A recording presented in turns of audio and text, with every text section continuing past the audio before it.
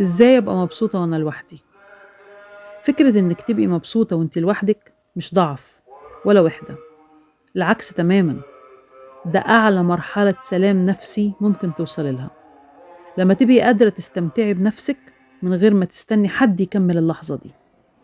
السر كله انك تشوفي وحدتك كمساحة امان مش فراغ. ابدأي اعملي حاجات صغيرة بتحبيها، فنجان قهوة، هدوء، كتاب خفيف، هاتي فيلم بيعجبك، هاتي سبحتك وسبحي عليها، أو وردك اليومي من القرآن، وطبعا ده لازم يكون أساسي في حياتنا.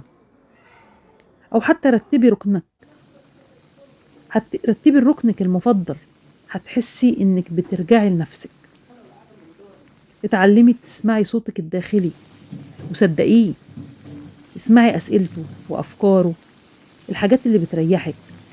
لما تعرفي نفسك كويس مش هتخافي من الوحدة، بالعكس هتبقي محتاجاها. اهتمي بنفسك، شكلك، راحتك، ريحتك الحلوة، وبيتك. لما المكان والنفسية بيكونوا هادين قلبك اوتوماتيك هيروق. قطعي علاقتك بالناس اللي وجودهم بيضايقك.